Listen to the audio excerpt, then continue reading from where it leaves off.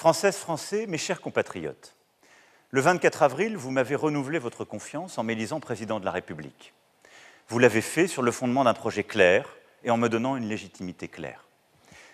Les 12 et 19 juin dernier, vous avez voté pour vos députés et élire notre Assemblée nationale. Je veux ici féliciter les parlementaires ayant emporté vos suffrages et j'ai aussi une pensée pour les députés sortants battus. Je ne peux d'abord ignorer la forte abstention qui nous oblige tous à redonner davantage de sens à nos actions collectives, de lisibilité aux grands rendez-vous démocratiques. Voter est essentiel pour la vie de la nation, pour ses grands choix, et très clairement, ce n'est plus ressenti par tous. Je ne peux pas davantage ignorer les fractures, les divisions profondes qui traversent notre pays et se reflètent dans la composition de la nouvelle Assemblée. Elles expriment des inquiétudes, le sentiment d'avoir des vies bloquées, pas de perspective dans nombre de nos quartiers populaires, comme dans nos villages. Ces élections législatives ont fait de la majorité présidentielle la première force politique de l'Assemblée nationale. Toutefois, et c'est un fait nouveau, et comme dans la plupart des démocraties occidentales, qu'il s'agisse de l'Allemagne, de l'Italie, de beaucoup d'autres, aucune force politique ne peut aujourd'hui faire les lois seule. Il a manqué une trentaine de députés sur 577, et la majorité présidentielle est en effet relative. Sa responsabilité est donc de s'élargir, soit en bâtissant un contrat de coalition, soit en construisant des majorités texte par texte. Oui, pour agir dans votre intérêt et dans celui de la nation, nous devons collectivement apprendre à gouverner et légiférer différemment.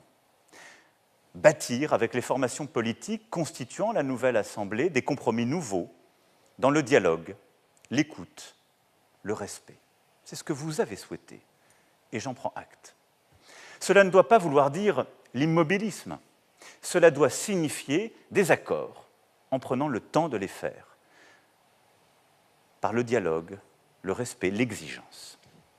J'entends et suis décidé à prendre en charge la volonté de changement que le pays a clairement exprimée. Parce que c'est mon rôle comme garant de nos institutions, j'ai échangé hier et aujourd'hui avec les dirigeants de l'ensemble des formations politiques qui sont en capacité de constituer un groupe à l'Assemblée nationale. Je crois retranscrire avec justesse la teneur de nos entretiens en soulignant d'abord que tous ont fait part de leur respect pour nos institutions et de leur volonté d'éviter un blocage pour notre pays. Je salue cet esprit de responsabilité et je souhaite qu'il s'inscrive dans la durée. La plupart des dirigeants que j'ai reçus ont exclu l'hypothèse d'un gouvernement d'union nationale, laquelle d'ailleurs n'est à mes yeux pas justifiée à ce jour.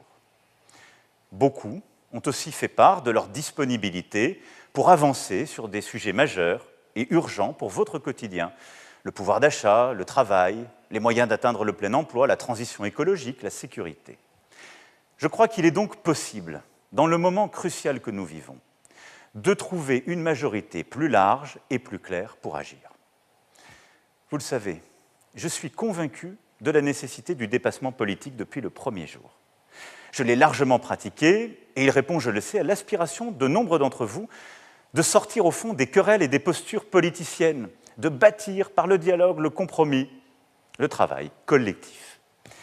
Je souhaite donc dans les prochaines semaines que ce dépassement politique se poursuive avec clarté et responsabilité. D'abord la clarté.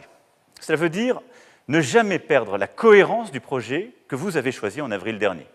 C'est un projet d'indépendance pour notre pays, la France, et dans notre Europe que nous devons rendre plus forte, qui passe par une défense forte et ambitieuse, une recherche d'excellence, une industrie et une agriculture plus puissantes par des investissements d'avenir, un projet de progrès sociaux, en particulier pour notre école et notre santé, qu'il faut refonder, sur lesquels nous devons réinvestir, un projet de progrès écologique par une planification et des investissements assumés, un projet de sécurité et de justice, mais aussi un projet responsable, c'est-à-dire crédible et financé.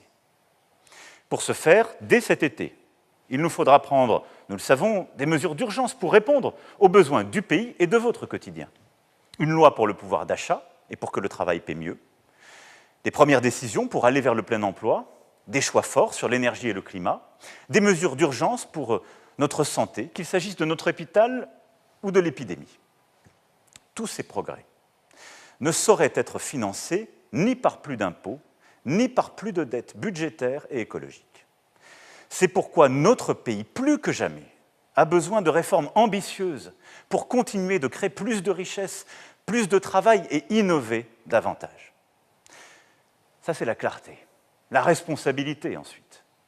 Il faudra bâtir, comme je l'expliquais, des compromis, des enrichissements, des amendements, mais le faire en toute transparence, à ciel ouvert, si je puis dire, dans une volonté d'union et d'action pour la nation, qui concerne toutes les forces politiques, à commencer par la majorité présidentielle, mais toutes les autres, mais aussi les forces vives, les partenaires sociaux, les élus, les associations, nous tous.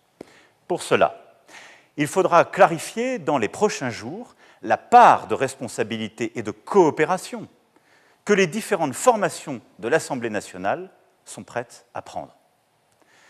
Entrer dans une coalition de gouvernement et d'action? S'engager à voter simplement certains textes? Notre budget? Lesquels? Pour avancer utilement, il revient maintenant aux groupes politiques de dire en toute transparence jusqu'où ils sont prêts à aller. Demain et vendredi, je vous représenterai au Conseil européen, où nous allons examiner en particulier la question décisive de la candidature à l'adhésion de l'Ukraine à notre Union européenne et du contexte géopolitique.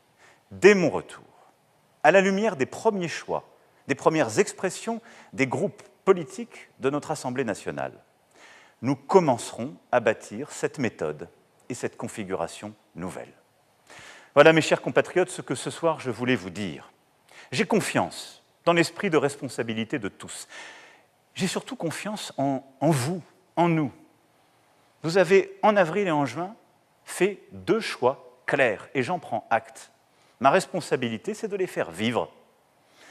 Et de les faire vivre à votre service pour que la France soit plus forte et que les réponses soient plus adaptées, construites différemment, mais plus adaptées aux défis de votre quotidien et du pays. Je n'aurai qu'une boussole, que nous avancions au service de l'intérêt général. Et j'ai confiance parce qu'ensemble, nous avons traversé tant de crises, tant de difficultés ces dernières années, que je sais que tous ensemble, nous trouverons le chemin de la réussite collective. Je vous remercie. Vive la République et vive la France.